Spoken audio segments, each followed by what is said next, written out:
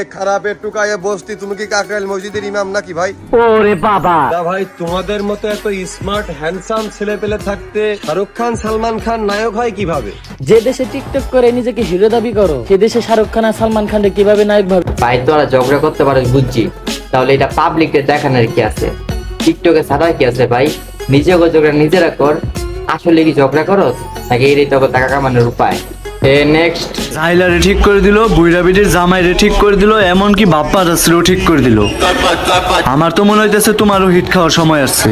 লোকালেরও ভাই, আপনার কাছে যদি ভিডিওটা যায় আপনি ক্ষমা দৃষ্টিতে দেখবেন। আচ্ছা ভাই, সবকিছু বুঝলাম, তাহলে এমনি বড় গলায় কথা কইয়া তাহলে আবার তোর আব্বার থেকে মাপ চান, ওইটা আমার বুঝা শালা সাপরি।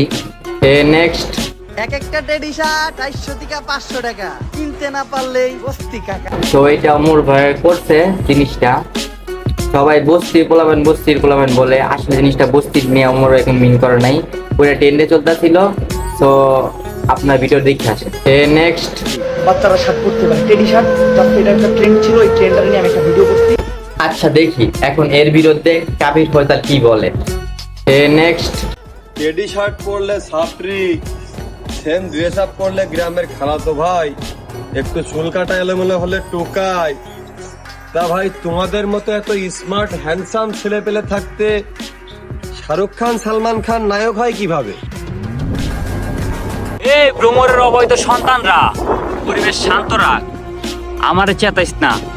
আমি জিসান ব্রো, তবু বাপরে সপ্তাহে 7 দিন লাইভে এসে মাপ চাইছি। ভাই ডরাই গেছি গা। পরের ভাই দিনটা তো ভাই মনে হইতাছে ওই বস্তির নিচে যে একটা থাকে না, যারে বলে টোকাই মেথড, তাও তোরা ওর মতন দেখা যায়। তুই আবার বড় বড় কথা, তো এর বিরুদ্ধে ওমর ভাই কি বলে দেখা যায়। বদনাম শুনতে এখন ভালোই লাগে, কারণ আমার নামটা তো সব সময় তাদের মুখে থাকে।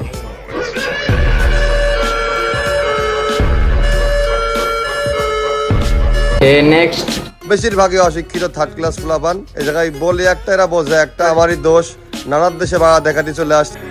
আপনি ভালো তো আমিও ভালো, আর আপনি খারাপ, দেখবেন খারাপের জগতে আমি আপনার বাপ। নেক্সট পোলাপান ঠিক মতো বাংলা সিনেমায় বোঝে না, আবার নিজেই নিজেকে সিগমা ভাবে। আমি এই দুঃখ রাখবো কনে? এই জন্যই বোধহয় মুরব্বীরা বলে পাগলের সুখ মনে মনে। সো গাইস, এখানে মানে দুজনকে লাগালাগির পর বুঝতে পারলাম যে এখানে করা শুধুই মজা নিতে আছে ভিডিও কইরা, আর এখানে খালি আমরা সাধারণ জনগণরা দেখে খালি বিপরীত হইতেছি। তো এখানে আর কোনো পেঁচালের কিছু নাই। ভিডিওটা যদি দেখে ভালো লাগে তো লাইক কমেন্ট সাবস্ক্রাইব নাও।